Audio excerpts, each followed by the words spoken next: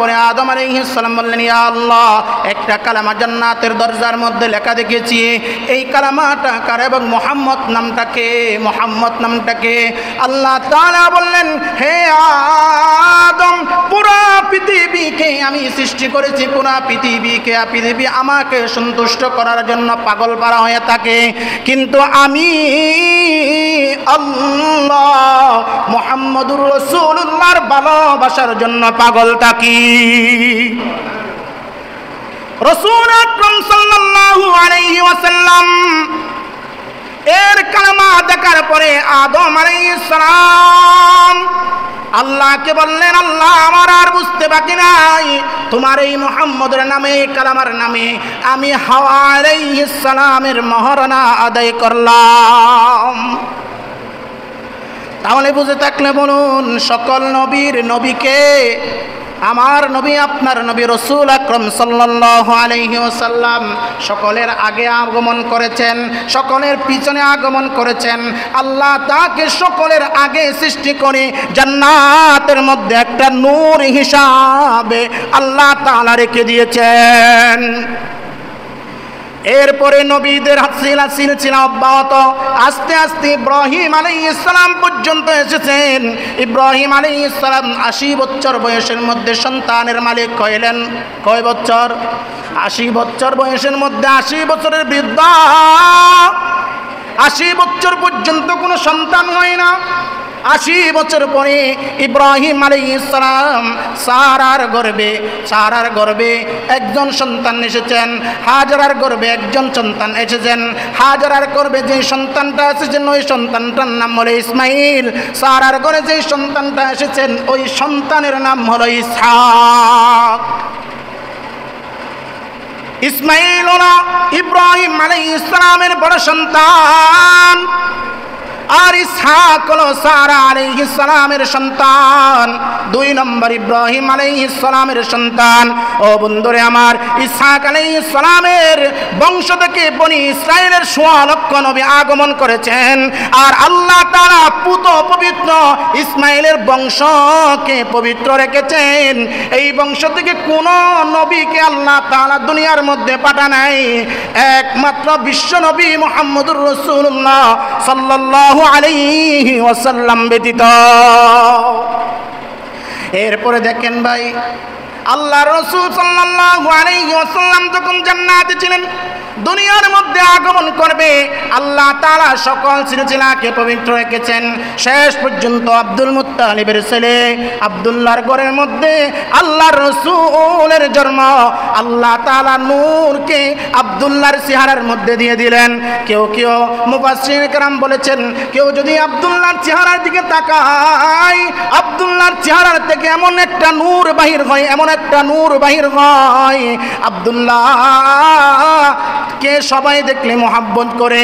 একদিন, 2 দিন, 3 দিন, হঠাৎ করে দেখে আব্দুল্লাহর চেহারার মধ্যে নূর নাই।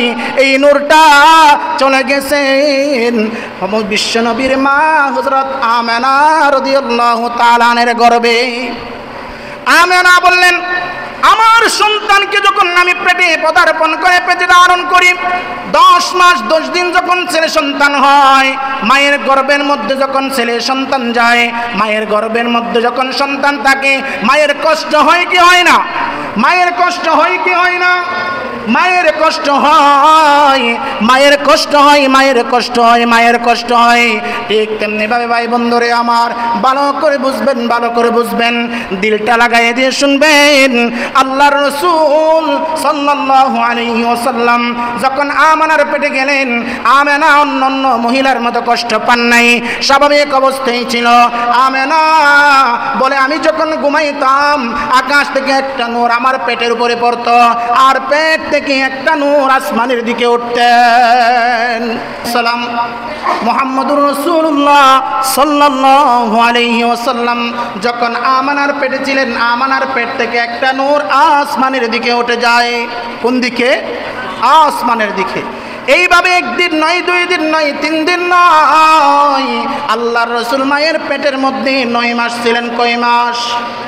9 মাস আল্লাহর রাসূল সাল্লাল্লাহু আলাইহি ওয়াসাল্লাম মায়ের পেট থেকে যখন দুনিয়ার মধ্যে আসলেন, ও মুসলমান, তাফসীরকারগণ বলেন আল্লাহর রাসূলকে আল্লাহ তাআলা এতভাবে পবিত্র রেখেছেন, মায়ের পেটের ভিতরে মায়ের রক্ত আল্লাহর রাসূলকে খেতে দেয় নাই।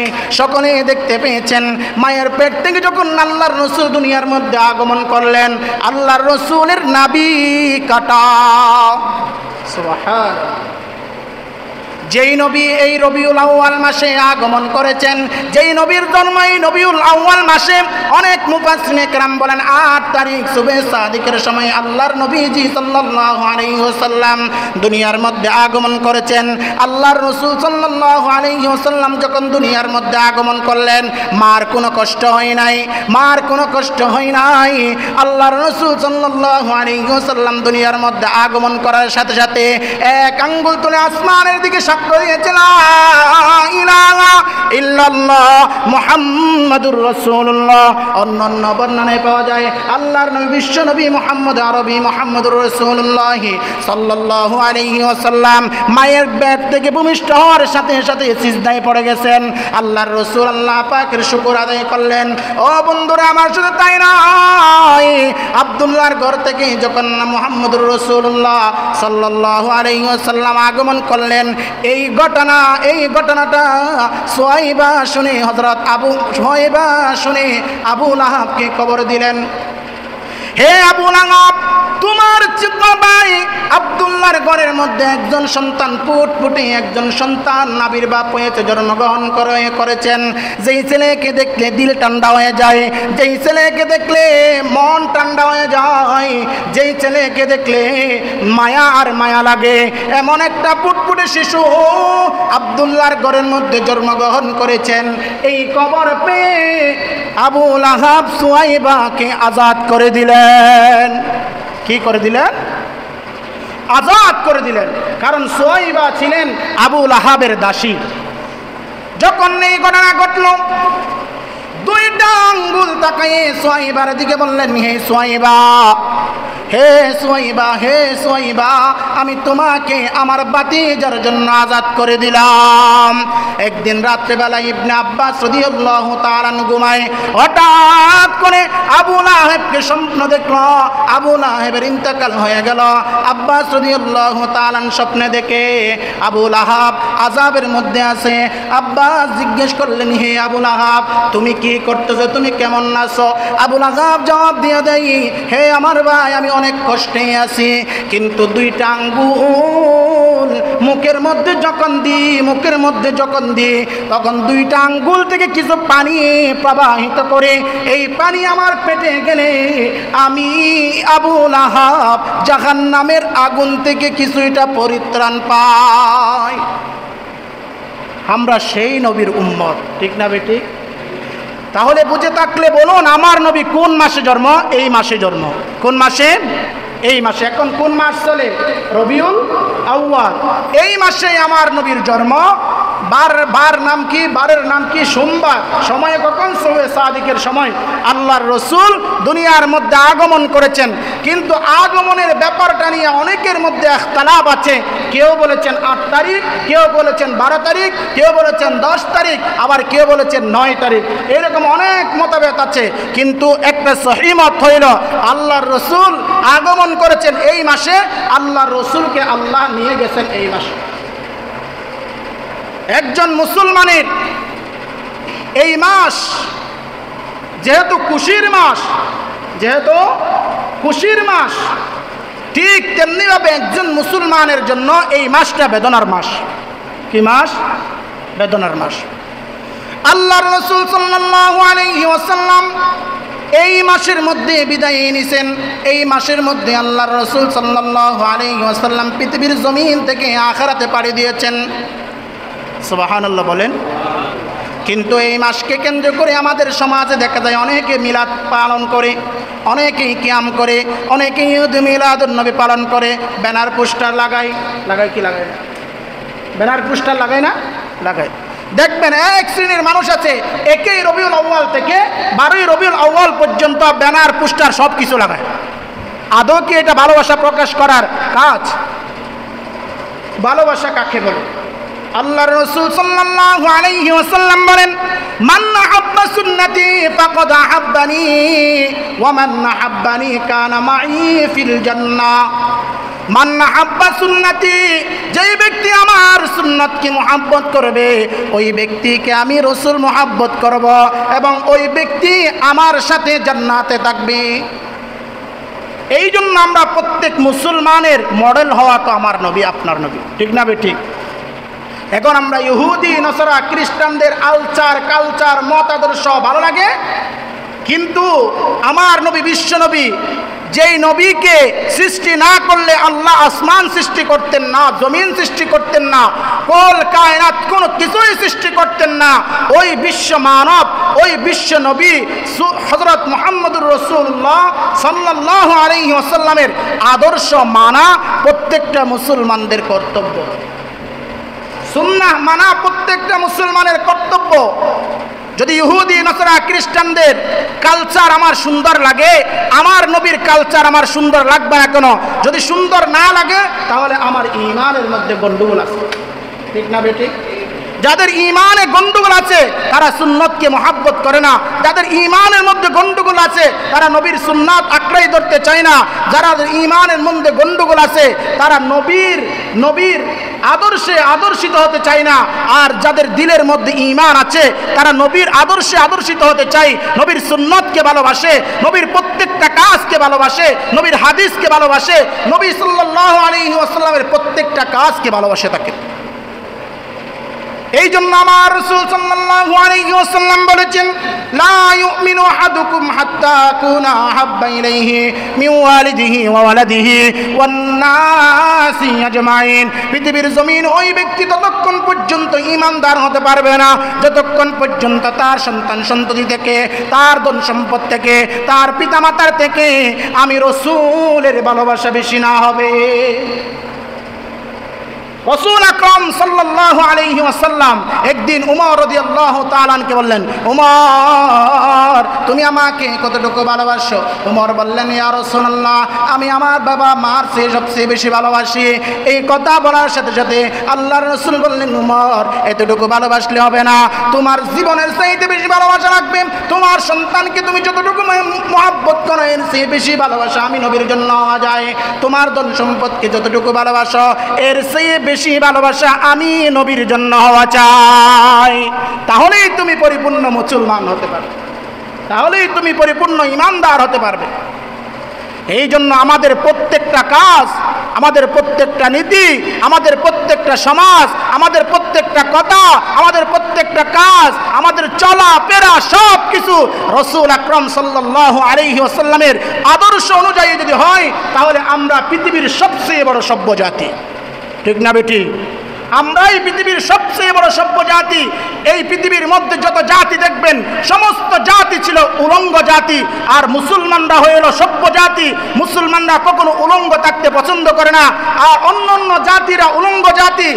ইহুদি বলেন, খ্রিস্টান বলেন, হিন্দু বলেন, নসরা বলেন, সমস্ত কিছুই এরাই ছিল হলো উলঙ্গ জাতি, আর একমাত্র মুসলমানরাই ছিলেন সভ্য জাতি।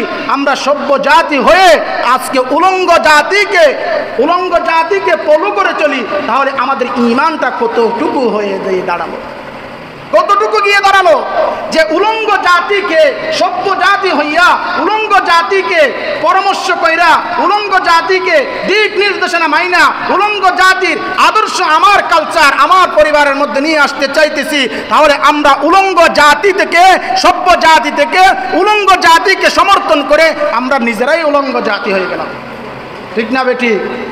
এই জন্য ভাই দোস্ত বুজুর্গ, আমি যদি সভ্য জাতি হই, আমরা মুসলমান যদি সভ্য জাতি হই, তাহলে আমাদের আচার, আমাদের আচরণ, আমাদের কাজ সব কিছু রাসূল আকরাম সাল্লাল্লাহু আলাইহি ওয়াসাল্লামের আদর্শ অনুযায়ী হওয়া চাই, ঠিক না বেটি? আপনি দুনিয়ার মধ্যে চলবেন, আমার নবী দুনিয়ার মধ্যে চলেছেন। আপনি স্ত্রীর সাথে থাকবেন, আমার নবী স্ত্রীর সাথে দেখেছেন। আপনি দুনিয়ার মধ্যে মানুষের সাথে মেনটেন করে চলবেন, আমার নবী চলেছেন। সব কিছুই সুন্নাত আছে। খাওয়া কেমনে খাইবে, পায়খানার মধ্যে কেমনে ঢুকবে, হাঁটবে কেমনে, কোথায় দিয়ে হাঁটবে, কিভাবে হাঁটবে, আচরণ কিভাবে করবে, বিরুদ্ধদের সাথে আচরণ কিভাবে করবে, আমার সেই বয়স্ক মানুষ যাদের আছে তাদের সাথে আচরণ কিভাবে করবে, ছোটদের সাথে আচরণ কিভাবে করবে, সব কিছু আমার নবী শিক্ষা দিয়েছে। সব নবী শিক্ষা দিয়ে দিয়েছেন, আমরা একটু ফলো করি। যদি আমরা ফলো করতে পারি না, আমরা পৃথিবীর সবচেয়ে শ্রেষ্ঠ সভ্য জাতিতে পরিণত হব। ঠিক না বেঠিক? এই জন্য আমাদের কার আদর্শে আদর্শিত হওয়া দরকার? জুলে বলেন, কার আদর্শে আদর্শিত হওয়া দরকার? মুহাম্মদুর রাসূলুল্লাহ সাল্লাল্লাহু আলাইহি ওয়াসাল্লামের আদর্শে আদর্শিত হওয়া প্রত্যেকটা মুসলমানের কর্তব্য। ঠিক না বেঠিক? এই জন্য আমার আল্লাহ তাআলা কুরআনুল কারীমের মধ্যে বলে দিয়েছেন, কুল্লি কুনতুম তুহিব্বুনাল্লাহ ফাত্তাবিউনি ইউহিব্বুকুমুল্লাহ। যেই ব্যক্তি আমি রাসূলকে মহব্বত করবে, যেই ব্যক্তি আমি রাসূলকে ভালোবাসবে, যেই ব্যক্তি আমি রাসূলের মহব্বত অনুকরণ করবে, মহান আল্লাহ তাআলা কাল কিয়ামতের ময়দানে আমাদের নাম ধরে ধরে ডেকে ডেকে আল্লাহর রাসূলের সুপারিশ হইয়া আমাদেরকে নবীজি সাল্লাল্লাহু আলাইহি ওয়াসাল্লাম জান্নাতে ঢুকায়া দিবেন। কারণ আমার রাসূল বলেছেন, মান আহাব্বা সুন্নতি ফাকাদ আহাব্বানি ওয়া মান আহাব্বানি কানা মাই ফিল জান্নাহ। যেই ব্যক্তি আমার সুন্নতকে মহব্বত করবে, যেই ব্যক্তি আমার সুন্নতকে মহব্বত করবে, যেই ব্যক্তি আমার সুন্নতকে আঁকড়ায় ধরবে, যেই ব্যক্তি আমার সুন্নতকে দুনিয়ার জমিনে জিন্দা করবে, ওই ব্যক্তির